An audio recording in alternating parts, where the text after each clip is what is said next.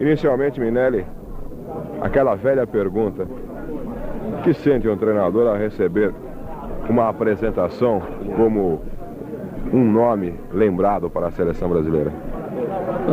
Você sabe que para mim foi uma surpresa a maneira como me apresentaram para receber a bola de ouro. Mas eu me sinto envaidecido porque, afinal de contas, e você sabe bem disso, isso tudo é em razão daquilo que eu apresento nos clubes que eu trabalho, já que eu até hoje não fiz parte de conjuntura política de clube, de federação ou de confederação. Então, satisfeito, agradecido e realmente até bastante, não tenho nem palavras, porque realmente a situação, na hora em que houve a apresentação, me deixou quase sem ação. Mas, de qualquer maneira, eu tenho que agradecer a lembrança do meu nome e espero realmente poder receber mais prêmios. E o Osmar dizia bem, o Minelli chega a se arriscar e arrisca até a sua profissão, a sua carreira talvez, as glórias que ele já conquistou, nesse desafio que ele vem fazendo no São Paulo. Existe um prazo para esse desafio, Minelli? Você sabe que nós fomos contratados no São Paulo para fazer um trabalho que nós estamos procurando fazer e que eu tenho certeza, não sei em que tempo, mas eu tenho certeza que nós conseguiremos chegar lá. Porque, afinal de contas, o material humano não é ruim, o São Paulo tem jogadores da mesma categoria que as outras equipes têm, é evidente que precisa de alguns reforços, mas eu quero fugir do lugar comum, porque para mim seria muito fácil, já vou repetir aqui, fazer uma equipe para jogar de contra-ataque, jogar na retranca. Mas eu pergunto, de que adiantaria isso? Para mim, para o meu trabalho, para o meu nome, para o clube, para o futebol paulista. Nós procuramos fazer alguma coisa diferente.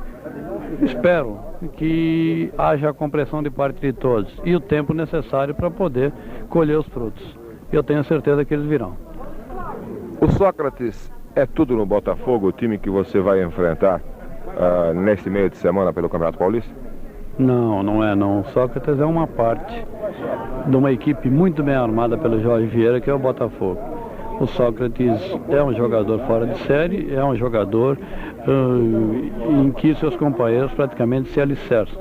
Mas o Sócrates não é tudo. O Botafogo é realmente uma equipe muito bem organizada, uma equipe muito bem equilibrada, no ataque e na defesa. Minelli, o que é mais fácil na atual conjuntura? Ser treinador do São Paulo ou dirigir a seleção brasileira? Olha, ser treinador do São Paulo, quando o resultado for negativo, a gente recebe a ira apenas dos São Paulinos. Agora, na seleção brasileira, recebe do Brasil todo. É muito mais difícil ao Coutinho ser treinador da seleção brasileira do que a mim ser treinador de São Paulo. Coutinho, prazer em vê-lo aqui. E eu abordava exatamente com o Minelli a estrutura atual do futebol brasileiro, que o Minelli está tentando tirar a coelha de cartola no São Paulo. E está desafiando o sistema ofensivo e, inclusive, me dizia ontem, se o time afundar, eu afundo junto, mas a minha filosofia do trabalho é essa e não vou abrir. Você acha que ele está certo? Você que também é um treinador de clube, e um clube de massa como é o Flamengo, vocês acham que você, Minelli e mais alguns nomes podem reformular essa estrutura, essa infraestrutura de futebol aqui no Brasil? Eu acho que o Minelli, em princípio, ele não está no mesmo caso do que eu. O Minelli já reformulou.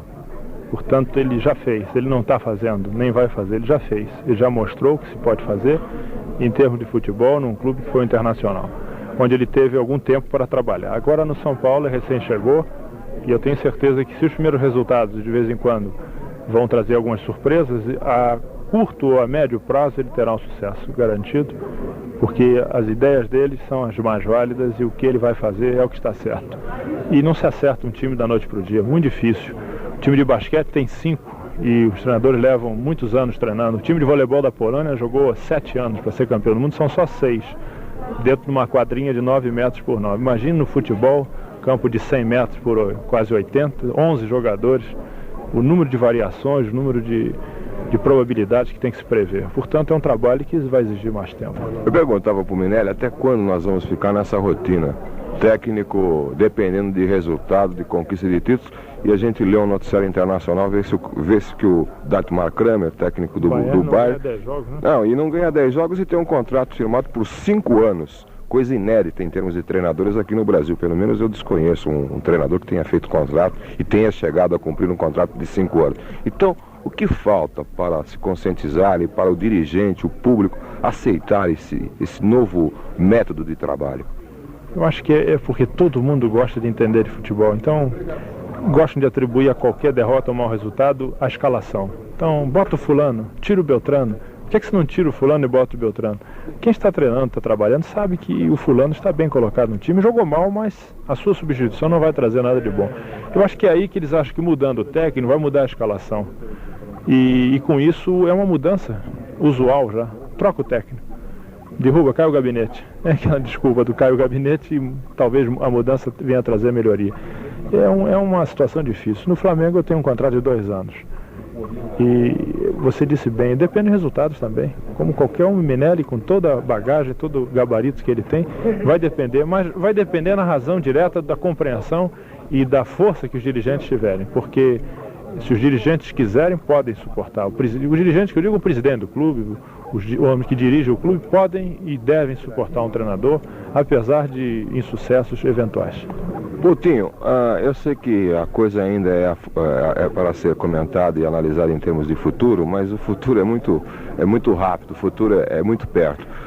Ele não já disse, você vai ser vai continuar sendo o técnico da seleção brasileira nessa nova etapa de eliminatória.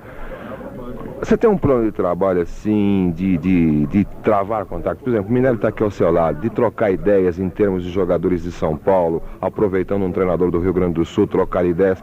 Porque eu tenho a impressão que, em termos de território, o Brasil não permite até que, mesmo que haja um técnico permanente, ele possa estar presente quase que semanalmente em vários centros para ver vários jogadores. Você já pensou num plano desse, uma reunião semanal ou mensal com alguns treinadores para troca de ideias? Eu acho isso vital. Eu acho que sozinho não se vai a lugar nenhum, ainda mais num cargo desta importância como treinador de uma seleção brasileira. Eu acho que eu devo me valer do auxílio, do aconselhamento mesmo dos treinadores, como aqui o Minelli, como no Rio Grande do Sul o Castilho, o treinador do Grêmio, o Tele. Bom, todos os treinadores que puderem trazer qualquer subsídio. Na Alemanha, por exemplo, até mesmo o Chico Anísio. Na Alemanha, por exemplo, o Helmut Schell me contava, ele tem 10 treinadores trabalhando para ele.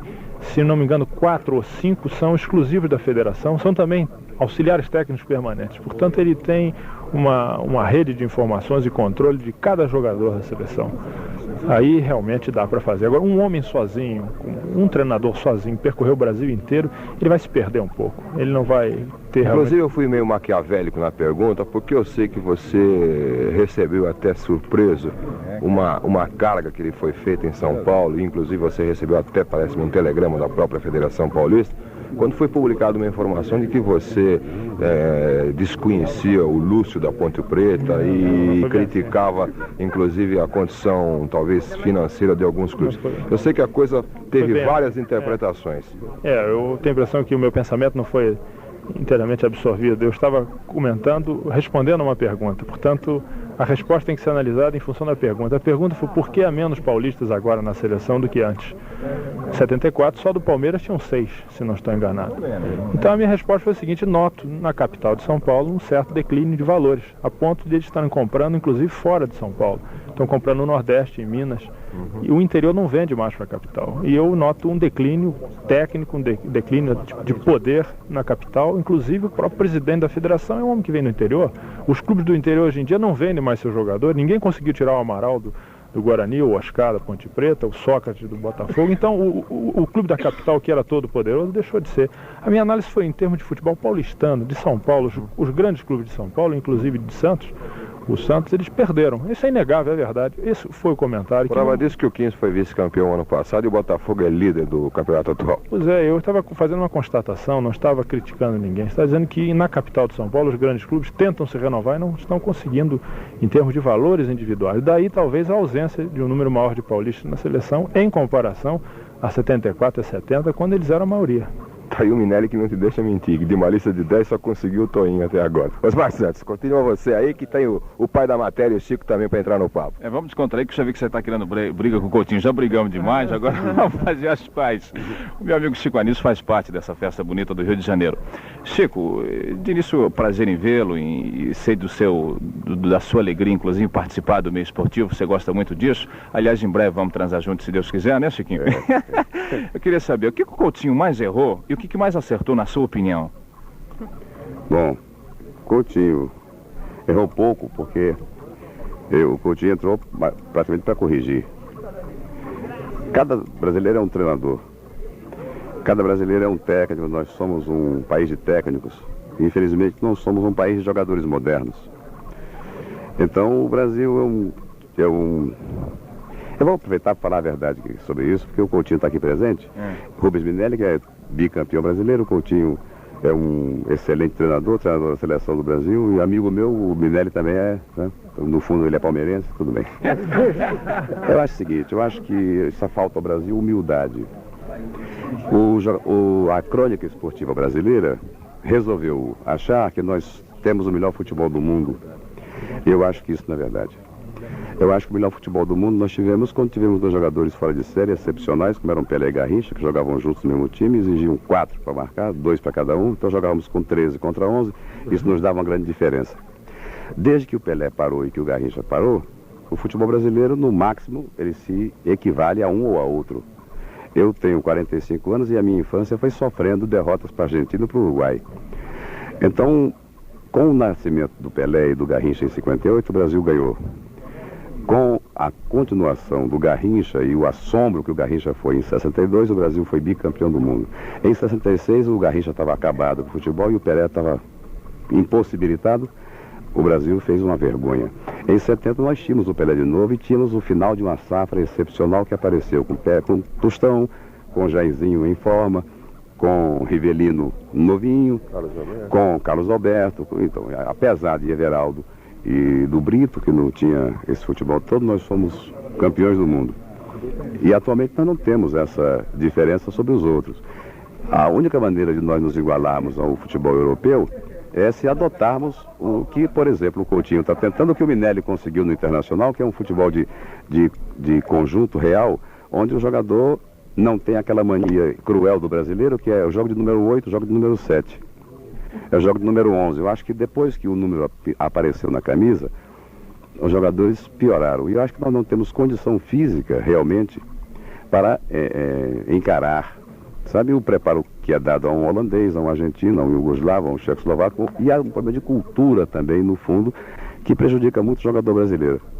Então, eu acho que nós temos que nos tornar humildes e os jogadores têm que se tornar realmente profissionais. Porque se é um treino de futebol individual, o último da fila não levanta o braço, só quando o treinador olha, ele está achando que é vantagem para ele. Sabe, o que falta a ele é um entendimento de que só ele pode valorizar a profissão dele, não eu que estou de fora. Eu sou um espectador, eu sou um crítico, eu sou um juiz do jogo dele, eu vou julgar o jogo dele. Eu acho que o Coutinho não errou em nada, sabe? Se errou, errou em muito pouco, talvez por não conhecer mais profundamente o interior do futebol, que o Brasil é muito grande, é muito difícil. O Coutinho talvez tenha visto o Zé Mário do Botafogo Ribeirão Preto jogar uma vez, talvez ele não tenha visto o Batista jogar mais que 2 ou 3, e 2 ou 3 não dá para aquilatar ninguém. O Batista Internacional. Não, foi jogador na Olimpíada. Não, mas digo agora sim, em termos de profissional, sabe? Quer dizer, o Minelli vê o Joãozinho do Cruzeiro jogar 2 vezes por ano, quando joga contra o Joãozinho. Tá certo? Então, o Brasil é grande demais. Quer ver quantas Alemanhas cabem aqui dentro, né? Quantas Itálias cabem aqui dentro. Ele estava falando há pouco que na Alemanha há 10 treinadores ajudando ao treinador. E no Brasil, ele quer, como é que o homem sozinho pode observar todo mundo? Não tem possibilidade. Então, a infraestrutura do futebol brasileiro tem que ser remodelada. É preciso que não haja uma competição entre técnicos, e sim uma ajuda mútua, que um ajude o outro. Eu tenho um jogador muito bom para você, eu tenho um jogador muito ruim para você. Esse jogador você não leve, porque ele cria problemas aqui e há de criar maiores na seleção. Esse é bom, eu indico a você, fulano não deve jogar assim, deve jogar assim, sempre, porque um treinador conhece profundamente os seus jogadores. E há de conhecer mais ou menos os que ele vê mais também. Claro que se nos dias que jogar Botafogo e Vasco no Maracanã e jogar Flamengo e Goitacás em Campos, o Coutinho está em Campos, ele não sabe o que está acontecendo no Maracanã. Tá certo? Então ele praticamente convoca por informações. Eu acredito que se o treinador da seleção não fosse o Coutinho, se fosse o Zezé Moreira, ele convocaria o Eduardo do Cruzeiro, que eu acho um ponta-direita excepcional. Eu não estou indicando ninguém, né, Coutinho, pelo amor de Deus. Mas eu acho o Eduardo um ponta-direita excepcional. Minha opinião, se o treinador fosse de Pernambuco, convocaria, sei lá, um outro de lá. Se o treinador fosse o Minério, colocaria em campo talvez 8 do Internacional com 3. Porque ele já conhecia o time, estava na mão dele, ele sabia a capacidade do time. E eu acho, inclusive, que a seleção, no fim, devia ser isso, sabe? O time mais certo com alguns retoques.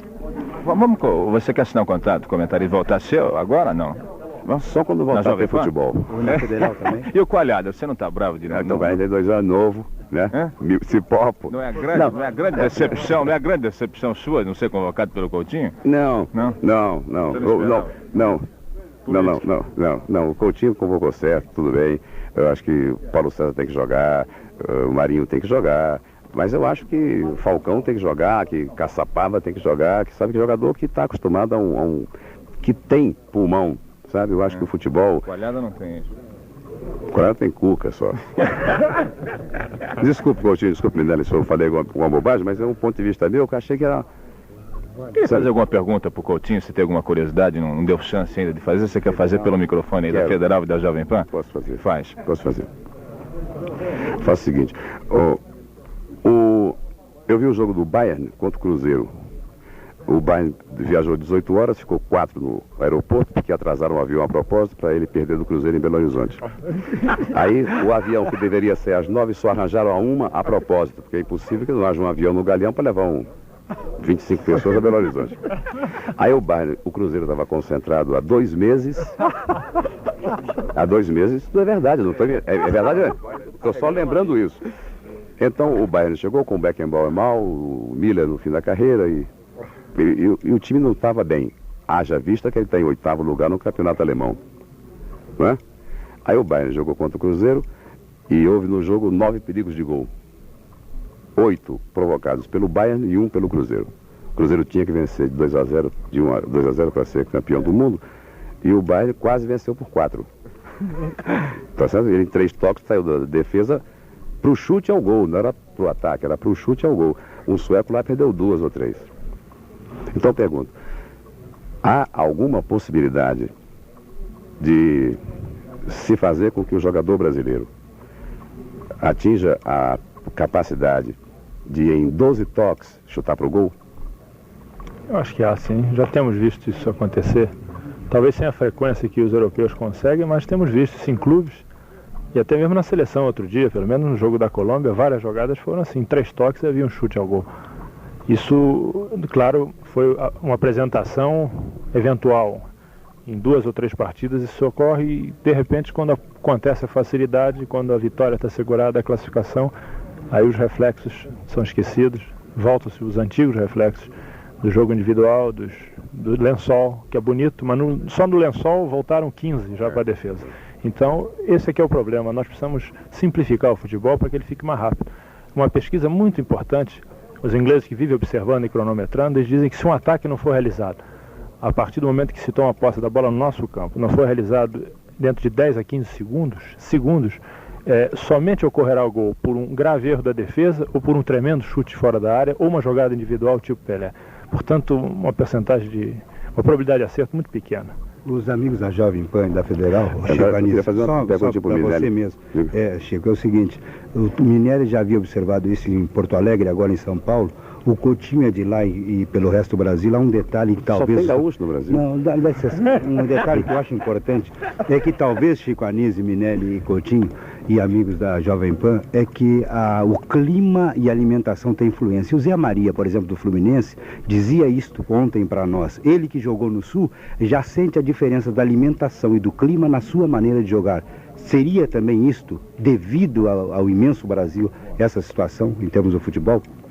Isso eu não sei, eu acho que o clima tem influência, que a alimentação tem influência, que a infância tem influência, o jogador nasce de um modo geral no morro, nasce na pelada, nasce... Eu acho que a idolatria do jogador pelo jogador antigo também dá, porque o garoto quer ser a cópia do ídolo dele. Quando eu era menino, eu escutava, eu sou o Ademir, eu sou o Jair, eu sou o Chico, eu sou o Tesourinho, eu sou o Zizinho, na pelada. Acho que isso tem uma certa influência. Eu acho que a Holanda formou um time de futebol que jogava diferente dos outros times, porque é um time que veio de infantis, de juvenis, ela foi fazendo aquilo, criando uma escola, quase que ensinando o futebol a ser jogado daquela maneira. Na base do Ajax. Eu acho que isso aí... E também a Holanda é um país muito pequenininho que tem... Sabe, é verdade isso. O Portugal tinha um time, quando o Benfica acabou a seleção portuguesa. Né?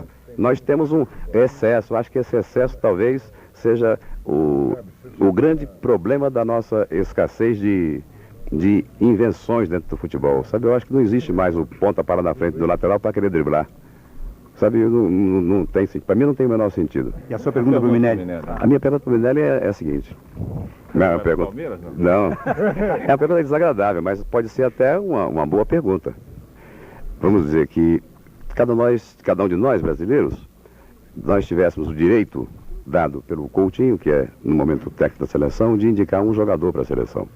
Qual seria o jogador que você indicaria? Certamente um dos jogadores que não estão convocados. O Cláudio, lateral direito do Internacional.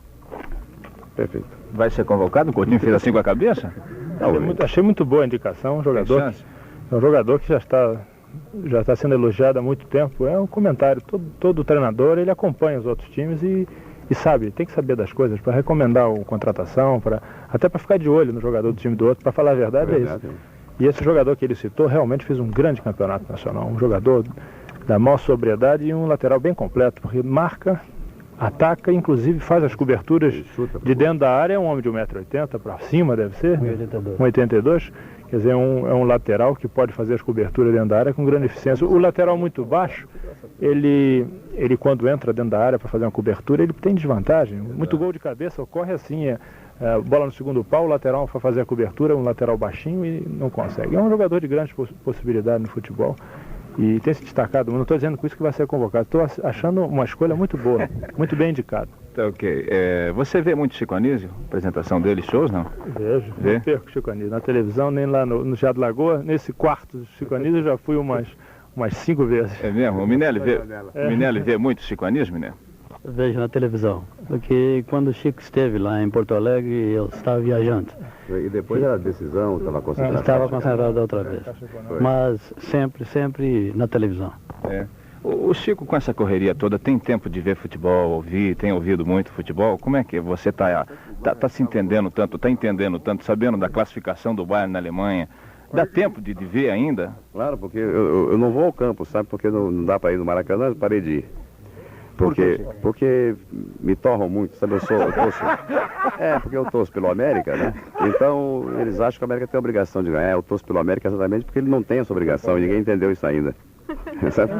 Então, eu vou muito ao futebol. Quando eu vou em São Paulo, porque eu gosto muito de ver o Ademir da Guia jogar e sempre que o Palmeiras joga, eu vou ver. É palmeirense São Paulo? Eu sou palmeirense, mas o Ademir da Guia eu acho um jogador símbolo do futebol, sabe? Eu acho o Ademir da Guia o único jogador holandês do Brasil. E ouve muito rádio? Que rádio você ouve lá? Eu ouço você pergunta porque sabe. Mas o futebol, a gente vê pela televisão os videotapes. Quando eu vou a Porto Alegre, eu assisto o videotape que a televisão passa. Vou a Pernambuco, assisto. Vou a São Paulo, assisto. Vou aqui no Rio, assisto. Então estou sempre viajando e já assisti até videotape de Santa Catarina, na ocasião de que eu jogador pro Palmeiras, que eu vi jogar numa partida o Zenon, e custava naquela ocasião 250 milhões, e até o Minguinho foi lá para ver se contratava, achou 250 caro, ele está no Guarani hoje, vê se vende por 3. Eu vou fazer uma sugestão pro Coutinho. Quem sabe com as andanças do Chico ele não pode ser um observador pra gente. Ele já falou aquilo para se candidatar, eu notei. Notei insinuação. Notei insinuação. Vocês estão muito enganados. Vocês têm 90 milhões de observadores. Entre aspas. Clique abaixo e se inscreva agora no meu canal.